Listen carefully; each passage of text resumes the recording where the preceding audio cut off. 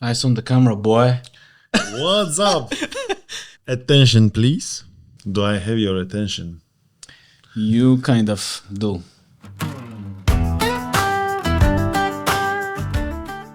This is our episode on attention.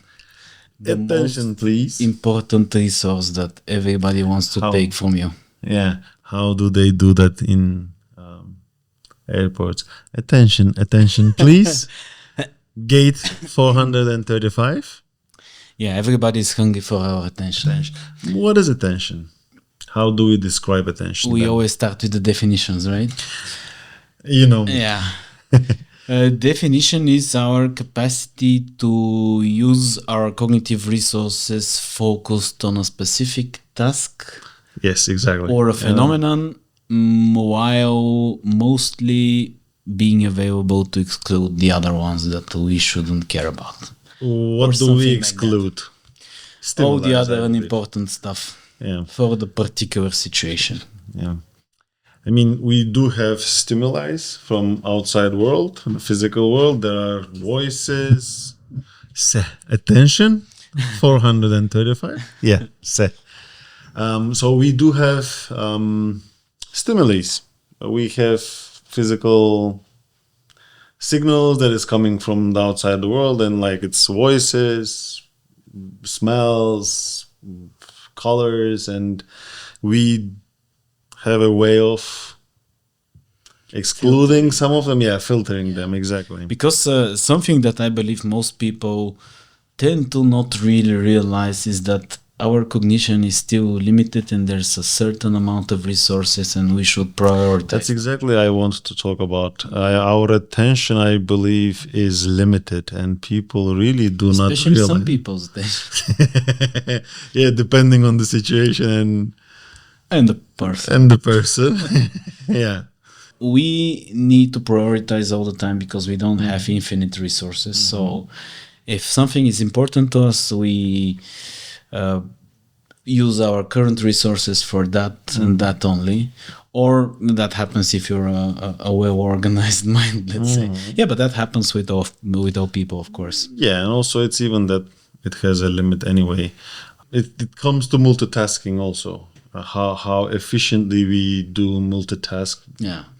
Multitasking is bullshit, pretty much. Yeah, but even they say, many people claims that, for example, male mind and female mind are different when it comes to multitasking.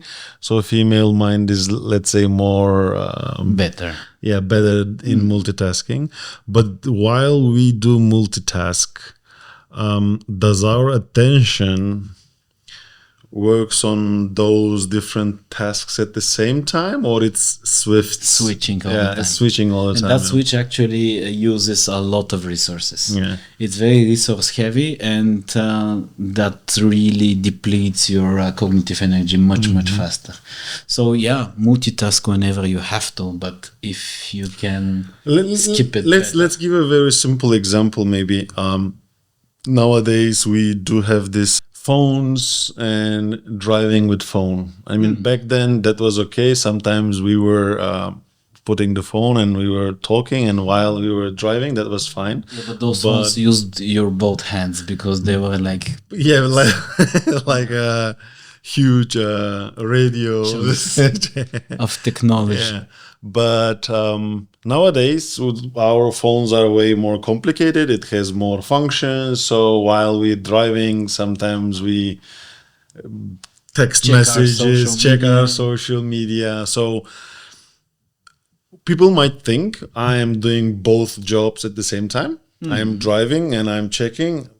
Is it true that we also have attention to the road and No. to the phone at the same time? No, right? Try to write the whole message and see if you crash or not. Exactly. You probably will. Whenever you look at your phone, you are shifting your attention from the road. So the road that you were showing attention is totally gone. So you are not aware of what is going on the road. And therefore, there are way more accidents nowadays because of the lack of attention. right? Because we are swifting all the time, switching the attention. What's even more interesting is that hands-free is pretty much a lie as well. Because it is of course better to use a hands-free, but if you are driving while speaking on the hands-free, this is divided attention as well. And we didn't say that multitasking is an example of one of the types of attention, divided attention. So that pretty much takes resources from driving as well. Yeah, but isn't it a bit more, let's say, acceptable? Yeah, of course hands-free, it is. because it's an auditory Because sensory. at least your eyes are there on the road. Yes, your eyes are free and they have to focus on one. It's part of our brain anatomy is that when we need to multitask, it's easier to multitask between different modalities. Yeah. Like, for example, driving and talking is much easier than looking at the road and looking at the message, because you can't really divide those resources in one modality. Exactly. It's much harder. Exactly. So, definitely using your sensories in multitasking is way more difficult. Yeah, And to tire you much. Why do people do it then? Everybody does. Because you can't take your eyes off the phone. It's important. You need to know who likes your posts. exactly. And if it's a 1 hour drive, you can't leave that. That's important. Also, our attention is not something that we every time that we do use it with very much of a consciousness. It is being affected by external things. Like if you have a notification on your phone, then your attention is going directly there. Even just by the jingle. Yeah, like any little voice, it's just pop up on a screen and you see there is something new. Your brain is tend to get that new information and to analyze if it's something dangerous, if it is something useful, if it is something unnecessary, to avoid it. Because those phone sounds are actually a perfect example of an outside cue. Exactly. Yeah. Because our brain tends to respond very differently to an outside and an inside. External cues. Because there is bottom-up attention and there is top-down attention. And what that means is external stimuli, external cues. And we also have internal cues, which do the top-down attention. And they are very different, actually. What is the difference? Bottom-up attention, for example, uses external stimuli and they are very hard to ignore. They elicit a larger reaction. You can't ignore them. So if I... Yeah. Like... But damn. When you have an immediate... Did it make too much voice? No? Okay. So it's not a good stimuli. But... Yeah, and they make larger reactions as well. So everyone hears that sudden voice to see, even without it's an automatic attention. And internal cues elicit slighter reactions. They are harder to filter and ignore. And they can be inhibited.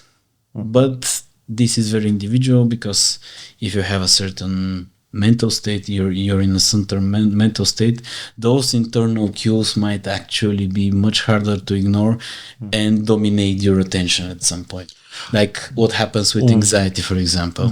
I will come back to that anxiety topic, but there was how it was called, that effect, cocktail party effect. Cocktail party effect. Right. So if you're in a party where there's a cocktails in a cocktail party, but if someone just calls out your name, just because internally you know that it's your name and it is meaningful to you, so one way or another, even if there is someone you who is the people around you, and you just focus on your own name. So this is actually used in medicine as well. Okay. In ICUs, in intensive care units, when you have when you have a patient with severely decreased consciousness. Okay. You always use their first names, trying to wake them up, because to have the, self-aware information is the most important thing for anyone. Like, we are egotistical creatures, so whenever we hear our name, that makes the largest reaction with us. And That was divided attention, I believe. We have mentioned. Other divided was the multitasking, and the cocktail party is actually an example of selective attention. Selective attention, exactly. That's what I. And you mentioned the cocktail party, and it's interesting because we don't know whether that's a feature or a bug of the brain.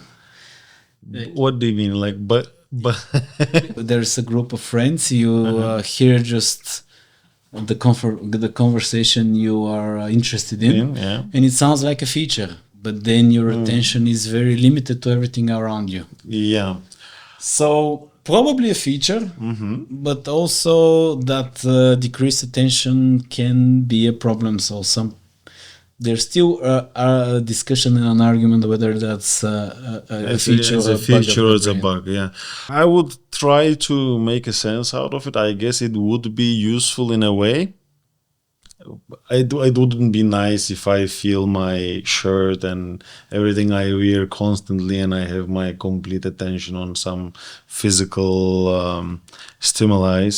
So from that point of view, it is nice to have reduced attention on certain things, but also reduced attention sometimes, as we explained before, can cause us somebody damages, can take your wallet at the problems. time. Yeah, exactly. The whole art of stealing, maybe like pickpocketing, is kind of using the bugs of the attention, without your attention, someone to... If you're a good thief, you should have that in mind as well.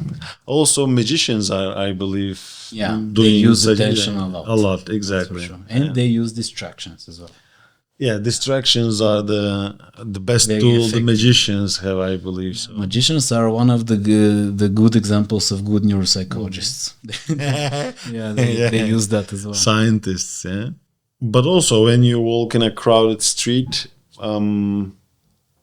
there are millions of people are passing. Visually, you see all those faces, but how the brain takes into consideration that which faces are important to probably the sexiest ones.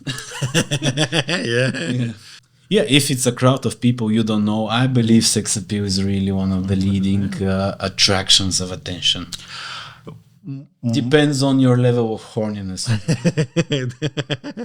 Of course, if there's not someone you know, there's someone you know, of course, they will elicit the largest reaction. Maybe can it be also I know it's a stigma and it's a bit biased, but maybe... we're going to a racist part of the episode. maybe, some certain type of face features. Of course, if there's an odd one out in the crowd, and that includes skin color, of course. But only if it's one or two persons in a crowd of people that look similar on a specific feature.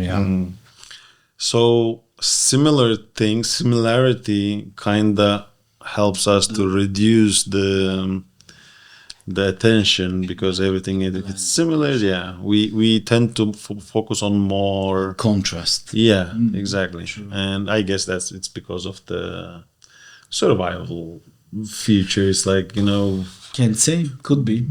And when it comes to selective attention, I guess there is this theory, spotlight theory. So when it comes to selective attention, it's like a spotlight, and our attention can only focus in a selective way. So and the thieves that want your wallet go around the spotlight and waiting for the proper time. Exactly. So if I have my spotlight, selective attention here, as you said, if you're a nice thief, you just go around. Nice thief. And professional. But as you said, limited resource we have on attention. And I believe attention is very, very important and very valuable cognitive resource we have. And I believe most of the big companies nowadays, when it comes to the battle marketing, is for attention. It's for attention, exactly, because I believe your money goes in where your attention is. So we have to be really careful about where the battle is for money, but it goes through attention. Through attention, exactly. How would you say that? Do you think that we do have now a healthy society that focuses on course not. on a healthy level of attention seeking and How could be targeting attention? how could we be speaking about a healthy society? Of course, our society is unhealthy, but we now know that attention is getting a huge hit, especially sustained attention, and that's the third type of attention we've already spoken about: divided and selective. There's also sustained attention, or our ability to concentrate on a task or a phenomenon for a longer period of time. It's called attention span, I guess, right? Yeah, the attention span is the way you measure. Yeah, the time that you could focus on. Sustained attention, and it's getting worse and worse. We're getting And why? Why because would we we overstimulate ourselves. Okay. There's very, very, very interesting research about that right now, including functional magnetic resonance imaging. Because let's not go over too much theory here, but our brain has a default mode. It's called the default mode network. And that is the part of the brain that is active if we're not doing anything. Of course, doing nothing is hard. Yeah. But let's say the default mode network works while you are awake, you have your eyes open and you're contemplating the world, trying not to think about anything. It's hard, but that is when the brain is in your default mode network. And we know how that looks on an fMRI. And what we know now is that we are less and less engaged in that state. Okay. Because we can't be bored in today's world.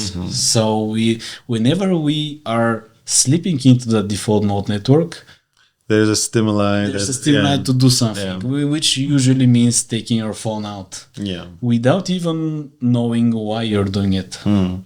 Yeah, I remember that in my childhood, especially when you are traveling in a bus or a few stops. What we used to do. We were watching at the trees. Yes, exactly. You put your head on the window and just you go into that default mode that you just I don't know, start daydreaming. You think about your past. You think about your future. Contemplate. Exactly, you are contemplating. And people are not doing that now. And now we know through research that this is actually damaging our attention. Yeah, because not being in that state constantly raises the bar of what you find interesting. Would you say that the main reason is phones? Yeah, and social. I would say, social media is part of it, but somehow it comes into your pocket with the phone. So you can still have social media if you restrict that into some desktop. Yeah. And you would definitely have less stimuli. But if you have your notifications open and if something is always in your pocket where you can mobilize and carry it with you all the time, where you can receive those notifications, then it is even worse. So I know nowadays it's almost impossible to be fully social media free because people are socializing and connecting. There are such people. Yeah, definitely. But at least on a healthy level, I would say we could filter out, at least we could save somehow those limited resources for context. Like you could use this attention for something better, let's say. I mean, I don't have problem stimuli or anyone getting my attention, but if it is worth it, if you, like our lovely episode, have your attention and it tries to give you some nice information that would help you out in the future, that's fine. But also all those attention sponges. yes, exactly, are very money driven. Like, of course, especially you said the sexy feature, right? Yeah. You could see that most of the social media and many internet contents are heavily dependent on sexual stimuli. One of the tools. Yeah.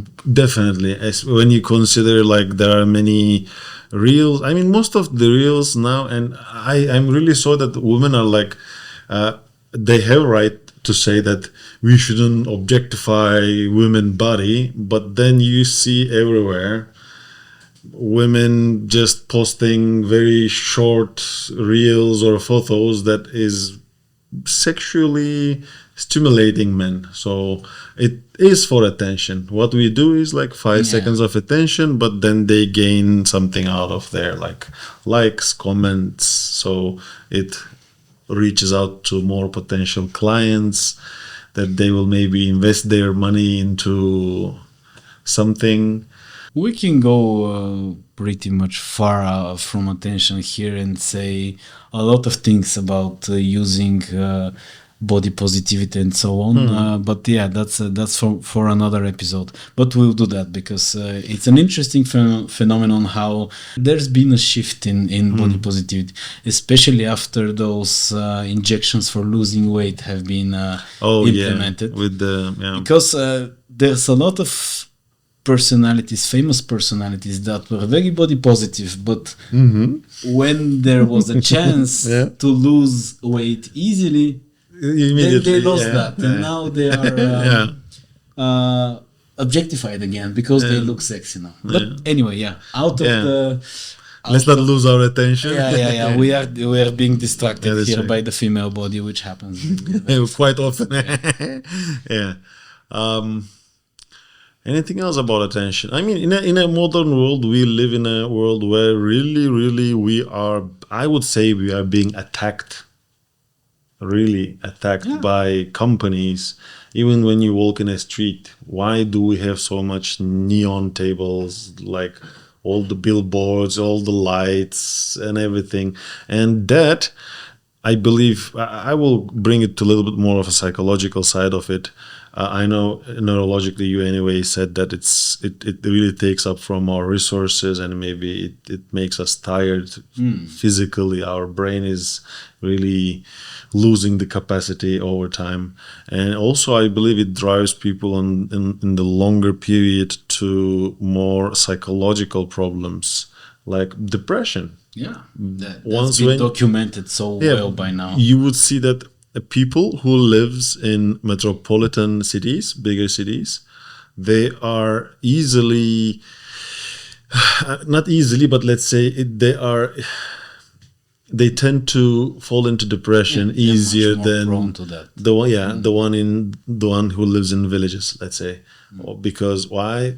In the bigger cities, there are so many stimuli, like smell, voices, lights, and imagine you living in that traffic, honking, and all the car voices and everything. You have to show lots of attention to lots of things, and after a while you are just this all tired. Boils down back to that default mode network and not using it. Exactly. Because when you're not in the default mode network, you do not contemplate the world, you do not enjoy it, you do not self-reflect.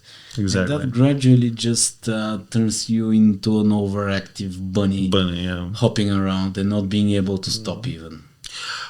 Even I believe it when it comes to sleeping. I know because I have did them also myself some certain amount of my time that I couldn't sleep. And many people also cannot do that without a stimulation. You know, when you go to bed, you just go without anything, and you just want to, like, I know many people who wants to watch something before they fall asleep. It's a ritual formed. Going to bed. Usually, what logically you would consider is that you have to make your brain calm, no stimulation, and so you can go into default mode, and after a while you to sleep. But because of overstimulation, probably, that being used to stimuli all the time, kinda it becomes the default mode of the brain. Exactly. So, and when the brain has switched into that mode, it is very difficult even to sleep without having a stimulation. So many people feel way more comfortable falling asleep in front of a television or with kind of podcasts to listen to. I really try to change that habit, and it helps a lot when you it's practice harder only it. in the beginning, then it starts helping you. I would say I want your opinion on that. Reading really helps me. I know it is also anyway a stimulation because you have to read and it's a visual thing, but somehow rather than auditory stimulation and different kind of visual colors and so on, reading somehow, I mean, it's with the research, it's proven that if you read 15 minutes, your stress is literally reduced like 35%, 40% if you read in a 15-minute time of period. So in the night, I really try to exclude all of the electronical devices in the room, if it's possible. And I only keep a very, they have those night lamps that you can put it on the book and you read it like that. And it really helps me calm down and go into that default mode. Yeah, those are much less extensive stimuli anyway. You can't compare a book to alarm, an animation, for example. So, yeah. But we are going to speak about sleep in the next episode, right? Yeah, sleep. Definitely. It's a huge topic. So. It's a great topic. It's a very important topic too. Should we talk about ADHD or should we make totally another episode for ADHD? Because literally there will be an ADHD is like an ADHD, but attention deficit hyperactivity disorder. It's connected to our topic as well. Let's touch very little if you want, like 1-2 sentences. What is attention deficit? And then we can definitely make one episode. To say about ADHD is that it's not that common as people think, because many people like to self-diagnose exactly. ADHD. Self-diagnose. And the diagnose really, if you're going to diagnose someone with ADHD, it should have happened in their childhood. You can't. Yeah. It's quite trendy though, right? Nowadays, everyone who has a little bit of distraction and who cannot focus on something for a while, and everything that we spoke about will turn you into someone with less attention, but that doesn't mean you're ADHD. Exactly. And I believe ADHD is a serious neurological condition. It's a neurological disorder. Depending on what you mean by serious, but it's a very definite exactly. diagnosis that you only put on.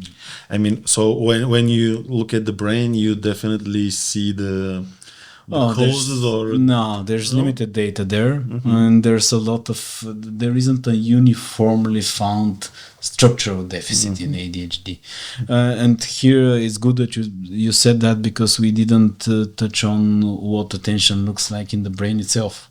The neurology-based idea of attention. Attention is the perfect example of not having a localized center for something. You don't have a center for attention. It's one of those features of the brain that are diffuse. It's network-based. So it's not like a language. So I'm guessing language is more localized in some a perfect example of the opposite idea. And attention usually uses frontoparietal networks, and they're covering at least half of the brain. So definitely not localized. Then I'm guessing it's more complicated even to work on it, to see where it happens exactly and how much. Whenever we're speaking about networks, it's much harder than speaking about centers. And when we're speaking about neuroanatomy, attention has a very strict connection with oculomotor features, the parts of the brain that are responsible for your eye movements. And a lot of that is automatic, because whenever you hear a large bang, you're automatically divert your gaze at the source. And these are very quick and effective networks, so that you can do that fast without having to cognitively process that. Because again, I guess it helps. Because it's important for your life. Yeah, exactly. Let's do the ADHD in really totally another episode then, maybe in the future. Do you guys have any questions? Stop that dumb episode. Anything else about attention? I believe there are tons of things to talk, but let's leave it to our audience. Maybe they would like to comment down below and let us know And tell what us are if they we manage interested in. to if we manage to sustain their attention for that Yes, half exactly. an hour or so. Exactly. Probably not. Probably not. Yeah. Yeah. And we're going to speak about sleep, which is even harder to have your attention on because it will probably make you Sleepy. fall asleep. Yeah. Definitely. See you. Soon. This video has been brought to you by Neuropsychology.